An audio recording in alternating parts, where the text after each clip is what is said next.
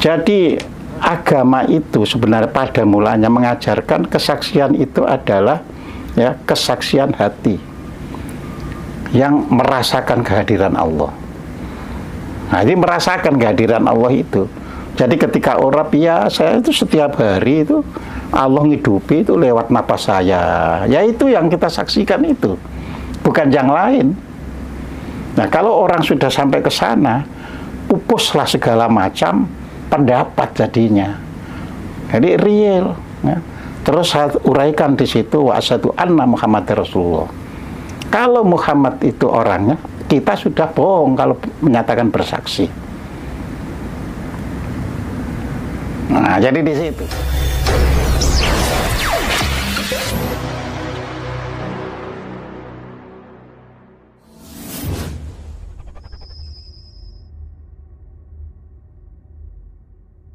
Pokoknya Haromiyah.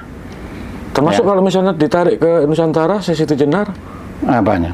Kalau Sesitu Jenar ini juga loh, karena akidahnya atau karena pemberontakan? Bukan, kan gini. Karena Siti Jenar kan nggak mau mengikuti apa yang diperintahkan oleh Sultan Patah. Jadi bukan masalah itunya sebenarnya, tapi ketidakpatuhannya ketika diminta datang untuk seba kepada seorang raja. Oh, gitu loh. Ini bukan urusan agamanya bukan. Ya kan merasa tersinggung raja. Iya kan. Makanya panggil tuh Siti Jenar ora ono Siti Jenar sengono Gusti Allah. Nah, itu kan memang di masyarakat memang diyakini kan. Cerita-cerita yang beredar kan itu gara-gara dibunuh karena memang Siti Jenar mengaku dirinya sebagai Tuhan. Tapi kan kita harus semua jalannya cerita harus kita tahu. Iya. Itu ada di dalam buku yang namanya Dialog Sunan Giri dengan Syekh Siti Jenar itu. Ya, di dalam suatu kropiah, artinya di dalam lempeng-lempeng tembaga yang tercatat.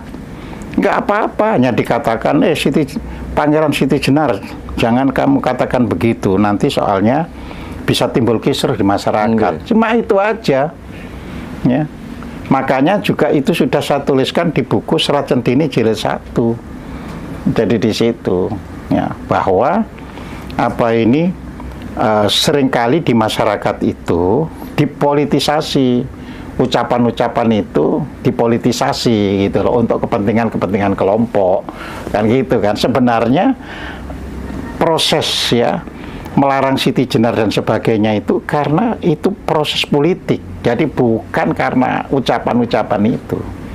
Ya dipanggil nggak mau karena dia kan sedang mengajarkan dan dia yakin kan bahwa kok sama menungsone aja seperti itu gitu loh. Nah makanya sing ngono Gusti Allah kan gitu kan. Ya. Jadi seperti itu. Tentang tadi yang sempat disentil sama Pak Hojim tentang Baitul Muqaddas. Kalau diartikan mungkin secara letterlek mungkin kan rumah persucian. Iya, rumah persucian. Tapi ini yang pertanyaannya, kenapa itu kok dikatakan persucian? Tempatnya kan mungkin dalam tanda kutip, mohon maaf, mungkin agak menyejikkan kan mungkin. Ini mohon maaf, bukan saya ingin melecehkan, bukan. Kenapa kok bukan yang di sini di dalam hati yang ini kan pakai persucian itu Muharram, iya. Larangan. Mengapa dilarang? Karena orang marah dan sebagainya itu dari sini. Nah di sini Baitul Makmur karena apa? Semua pikiran orang adanya di sini. Tempat keramaian. Iya, tempat keramaian. Iya. Terus orang mau cinta, mau kan adanya di sini, maka jangan diisi hati itu dengan yang barang-barang yang terlarang. Maka sering kota Mekah misalnya kan disebut sebagai kota yang haram, ya kan? Tapi kan bukan diceperkan kota terlarang, tapi kota suci. Nah, jadi baik Muqaddas maupun Muharram sebenarnya sama-sama yang harus disucikan. Nah, bedanya kalau Muqaddas sudah dari kata kudus itu karena itulah ya alat atau instrumen Tuhan untuk menghadirkan kehidupan. Kehidupan itu suci. Nah, itu masalahnya. Maka itu harus dijaga. Makanya disebut Baitul Muqaddas. Jadi di situ. Oke. Wah, asik ini Pak Ujim. Ini untuk selanjutnya terkait orang yang pelaku spiritual, mungkin dalam hal tasawuf lah. Ketika zaman modern seperti saat ini kan pengen uzlah, tapi ketika hidup misalnya di kota besar seperti Jakarta, uzlahnya ini gimana? Terus orang yang punya pekerjaan, ini kan tidak harus lari ke gunung, ke gua nih, Pak. Gimana, Pak Ujim? Iya, jadi begini Mas Dodi ya, bahwa kehidupan itu ada pada zamannya, ada pada masanya, ya. Artinya tasawuf ya model apa itu uzlah kayak zaman dulu ya tentu tidak bisa diterapkan seperti sekarang. Kalau mau menerapkan seperti sekarang artinya harus membuat zawiyah-zawiyah, kelompok-kelompok untuk oke, di sana itu tempatnya untuk ini harus dibuat seperti itu. Ya kan? Dan itu sifatnya retret. Jadi retret itu artinya bukan setiap saat.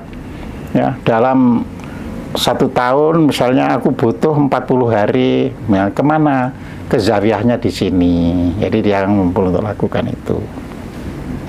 Jadi seperti itu. Jadi kita kan nggak bisa menyendiri begitu. Tetap harus disesuaikan ya, keadaan. Iya. Jadi di situ.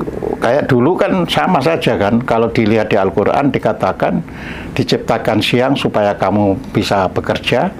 Ya, diciptakan malam agar kamu bisa beristirahat. Tapi dunia sekarang banyak sekali orang yang harus bekerja di malam hari kan gitu kan.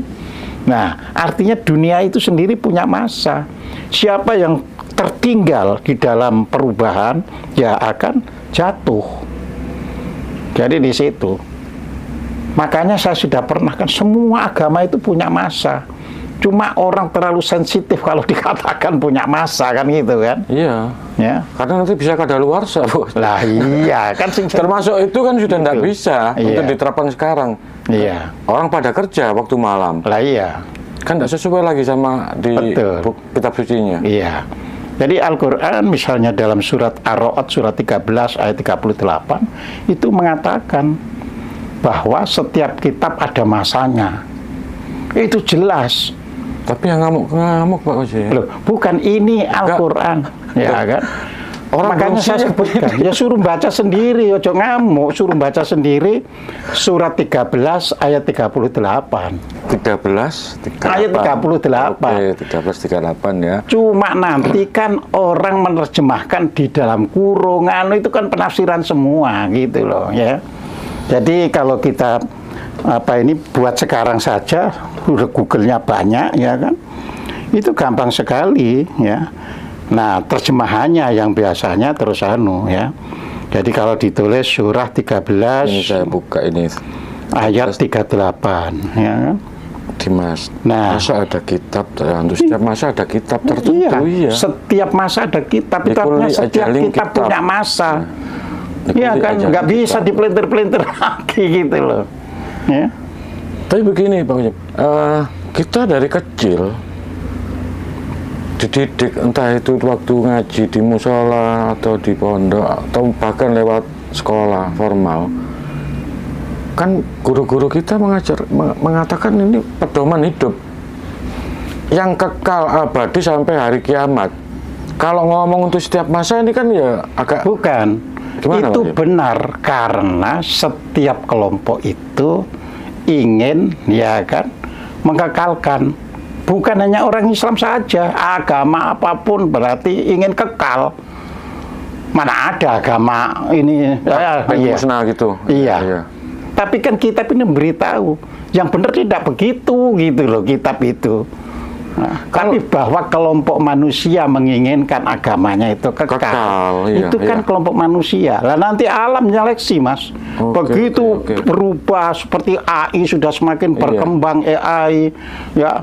terus pembelajaran mesin learning dan sebagainya berkembang, ya nggak berfungsi semuanya kan.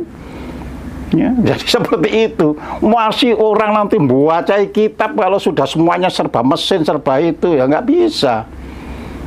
Itu mau apa? Gitu kan. Jadi kalau merujuk di 1338, berarti ada kemungkinan suatu saat ini nggak kepake, Pak. Loh, semuanya. Artinya bukan salah satu agama, bukan salah satu kitab gitu loh. Ya, semuanya. Gitu. Nah, kebetulan ini yang dibahas kan Quran ini, Pak Ujem, ya. Bukan, Quran menceritakan. Iya. Jadi mungkin yang dengar nanti penonton mungkin jangan panas dulu kupingnya nanti. Bukan, Quran menceritakan. Ini memang versi ini semua yang kitab pada waktunya akan selesai. Oke, misalnya kalau gitu, ada berdalih, itu kitab-kitab terdahulu, sedangkan di Quran itu sebagai penyempurna, kitab terakhir. Gimana, Pak Wajah? Loh, nggak ada keterangannya begitu. Nggak ada, ya? Nggak ada. Nggak gitu. Banyak orang yang tidak membaca Quran sendiri kan. Nggak ada. Jadi di situ. Ya. Ya sudah, itu nggak ada itu tadi keterangan misalnya ini untuk kitab terdahulu juga nggak ada. Gitu loh. Nah, orang terus berasumsi. Gitu, sama dengan orang Islam menyerang agama lain. Itu menurut kitabnya nggak boleh untuk menyebarkan. Tetapi, kata yang lain tadi, sebarkanlah kitab ini ke seluruh pelosok dunia. Tapi menurut Al-Quran, kitab itu hanya untuk umatnya. Nah, ya, seperti itu gitu loh. Ya. Wah. Kita ini kan belajar membaca kitab, merenungkan itu kan tuh bisa ngambil hikmahnya. Bahwa sebuah kitab nanti tidak berlaku pada masanya, tapi begitu hikmahnya sudah kita pegang, melampaui dari apa yang tertulis. Itulah yang dikatakan dalam surat Al-Baqarah ayat 269. Nah, silakan baca, Mas. Oke, sebentar. Ya, surat 2 ayat 269. Ini. Dibaca aja yang keras supaya semua tahu. 269. Iya. Bentar.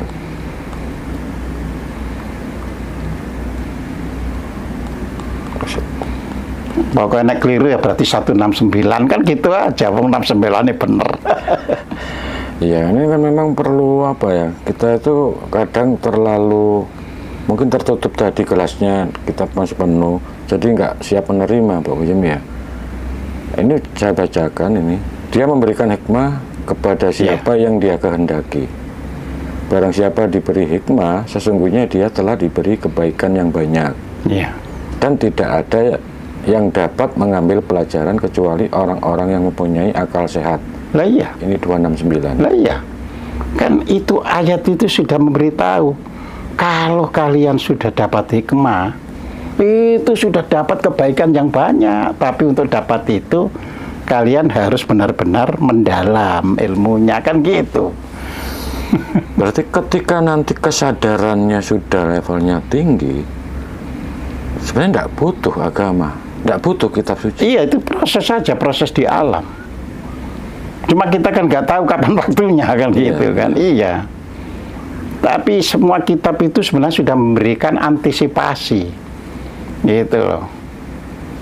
Supaya kitab itu sendiri tidak disalahkan, kan gitu. Iya. Sudah memberikan antisipasi. Ya meskipun tidak ada, kalaupun orang membunuh itu kan bukan karena apa ya, takut misalnya dilarang oleh agama. Sebenarnya enggak, dari zaman sebelum ada agama orang membunuh juga nggak boleh, kan gitu. Iya, kan? Tapi ya kalau misalnya nggak ada agama juga ya orang sebenarnya nggak boleh juga membunuh kan. Kita gampang aja kan, orang Cina itu kan ateis negaranya, boleh nggak membunuh orang kan nggak boleh juga, boleh nggak nyolong kan nggak boleh juga, padahal ateis, nggak bertuhan. Nah, kita yang justru tertinggal karena salah di dalam memahami dan terikat bunyi, bukan terikat fakta, bisa ketinggalan. Gitu loh. Kita ini harus menghadapi fakta. Nah, fakta ini yang terus berubah, berkembang. Ya, seperti roda berputar ke depan, bukan roda berputar di tempat, tapi ke depan. Gitu. Kita merasa eksklusif mungkin agamanya itu. Jadi orang kayaknya paling bagus sendiri gitu. Iya, agama Mas pada mulanya diturunkan itu inklusif. Pada mulanya. Jadi terbuka buat siapapun. Ya, itu kalau kita rajin membaca Al-Quran, bolak-balik nggak terhitung dari Al-Fatihah sampai Anas, dari Al-Fatihah, tapi ngerti loh ya bahasanya. Ternyata pada mulanya agama itu inklusif. Iya. Akhirnya jadi eksklusif. Eksklusif itu karena sudah ada kepentingan pemerintah dan kelompok. Nah itu masalahnya. Misalkan gini, Malaysia, kita ambil contoh aja. Malaysia adalah negara yang beragama Islam madzhab Syafi'i. Nah, jadi eksklusif. Jadi nggak boleh madzhab lain. Iya. Jadi artinya kalau ada orang madzhab lain di situ ya nggak bisa declare ke anunya, ke warganya. Ya cuma di rumah sendiri. Secara tidak langsung membatasi dirinya berarti. Loh iya, iya. Arab Saudi nggak ada pengajian-pengajian begini, langsung dicedok oleh pemerintah. Pokoknya agama sesuai yang ditetapkan oleh pemerintah. Sudah tidak ada pengajian lagi. Seperti itu. Iya. Ngeri. Membuat masjid, ya masjid yang disetujui oleh pemerintah Arab Saudi. Kalau misalnya ini madzhabnya lain, nggak bisa.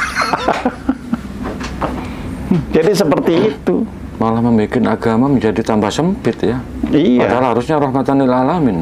Iya, karena bukan pemerintah butuh. Iya. Bagaimana ya bisa memimpin dengan mudah misalnya. Jadi dibatasi seperti itu gitu loh. Oke Pak Mujam, untuk sesi pertanyaan terakhir. Ini saya pengen bahas tentang persaksian. Persaksian. Persaksian ini yang kedua, tapi ketika syahadat kan dua, ini kan syahadat Nabi, syahadat Rasul. Ini kan bersaksi bahwa tiada Muhammad itu benar utusan Rasul Allah ya.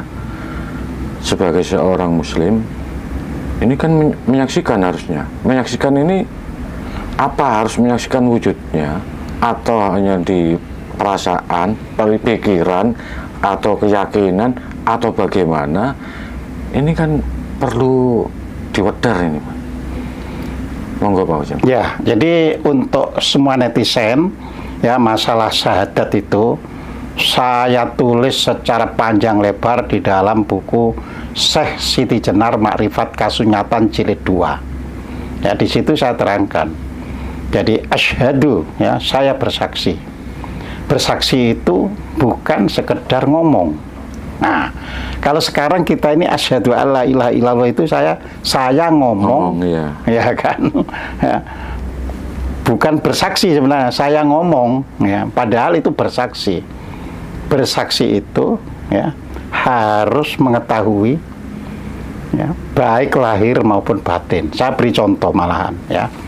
Contoh, kita dijadikan saksi pernikahan. Kenapa orang tertentu? Kenapa anak-anak tidak boleh? Ya, anak-anak boleh melihat, tapi tidak menjadi saksi. Tapi siapa saksi dari pengantin laki-laki ditunjuk? Siapa pengantin dari anu ditunjuk? Dan itu pun, ya, saksi itu pun orang yang akalnya sehat, ya kan? Orang yang sudah balik, tidak boleh kan? Anak yang belum balik terus jadi saksi, ya. Nah, jadi agama itu sebenarnya pada mulanya mengajarkan kesaksian itu adalah, ya, kesaksian hati yang merasakan kehadiran Allah. Nah, ini merasakan kehadiran Allah itu. Jadi ketika orang, ya, saya itu setiap hari itu Allah ngidupi itu lewat napas saya. Ya itu yang kita saksikan itu, bukan yang lain. Nah, kalau orang sudah sampai ke sana, pupuslah segala macam pendapat jadinya. Jadi real, ya. Terus saya uraikan di situ wa asyhadu anna Muhammad Rasulullah. Kalau Muhammad itu orangnya, kita sudah bohong kalau menyatakan bersaksi. Nah, jadi di situ, ya, kita berbohong karena saya bersaksi, ya kan? Bersaksi berarti betul-betul menyaksikan, bukan ngomong itu Iya. tadi kan, bahwa Muhammad itu utusan Allah. Padahal nggak pernah melihat Nabi Muhammad. Bagaimana kok bisa ngaku utusan Allah? Nah, maka saya uraikan. Jadi begitu syahadat itu yang dinyatakan sebagai Rasulullah Muhammad itu secara orang itu wafat, maka nurnya yang kita saksikan. Ya, dan Muhammad itu artinya orang yang terpuji. Ya, jadi kesaksian terhadap kehadiran Allah ini harus dimanifestasikan dari perbuatan hidup yang terpuji. Baru makanya dikatakan barang siapa bersyahadat masuk surga, kan gitu kan. Karena ya kita bersaksi ya bahwa hidup kita saya bisa melek merem ini adalah karena Allah, bukan karena siapa-siapa. Saya bisa bernapas ini juga karena Allah. Jadi di sini sudah mengiktikadkan adanya satu kekuatan yang oleh orang Arab disebut Allah, yang nanti dioperalih oleh orang Islam Allah itu. Ya. Itu sudah clear jadinya. Terus wa asyhadu anna Muhammad Rasulullah. Rasulnya Allah itu tentu sesuatu yang terpuji. Tidak mungkin, ya kan, sesuatu yang tidak terpuji. Nah, Al-Qur'annya ada. Ya, walikuli umatin rasul. Setiap orang itu di dalamnya ada rasulnya. Nah, gitu loh ya. Itu kalau nggak salah ada di surat 16 ayat 36 kalau nggak salah ya. Ya, yang bawa walikuli umatin rasul. Setiap, biasanya diterjemahkan setiap umat. Setiap umat. Ya, tapi umat di dalam bahasa Arab itu bisa orang, perorangan. Ya. Karena Ibrahimu umatan qonitan ya. Jadi di situ Ibrahim itu orang yang qonit, ya kan? Bukan umat yang qonit, ya, meskipun bahasa Arabnya umat. Jadi walikuli umatin rasul. Jadi setiap orang ada rasulnya. Tapi rasul itu apa? Harus terpuji, ya kan gitu kan. Ya. Makanya ketika manusia ya menyaksikan bahwa oh, di dalam diri saya itu sebenarnya manusia memang harus berbuat yang terpuji. Ya sudah, kita tinggal melakukan hal yang terpuji, kan gitu kan. Nah, tinggal belajar dari buku. Oh, apa sih yang disebut pekerjaan terpuji itu? Kalau ngomong yang baik, ya kan, tidak ngomong asal nyeletuk, tidak ngomong asal bilang orang itu bodoh dan sebagainya, ya kan. Pokoknya yang baik-baik, kan gitu kan. Ya, kalau berbuat ya berbuat yang baik, yang bisa apa itu membuat suasana enak. Ya, kalau lagi memberi ya ikhlas, bukan karena kepengen dilihat orang, kan gitu kan. Yang jelas harus terpuji. Lah itu terpuji namanya. Dan dipraktekkan ya, sehari-hari. Ya, jadi berbuat Iya, bukan karena pencitraan, ya yang itu tulus, terpuji, iya, kan iya. gitu. Ya. Oke, matur suwun Pak Jem, terima Sami-sami. kasih. Ini sangat istimewa, sangat gamblang udarannya. Matur suwun sangat, moga-moga diberi manfaat atas penjelasannya jenengan ini, dan semoga diberikan kesehatan dan panjang umur Pak Jem. Amin, sama-sama. Matur suwun, Semua Pak. sehat, rahayu Oke, semuanya. rahayu. Ya.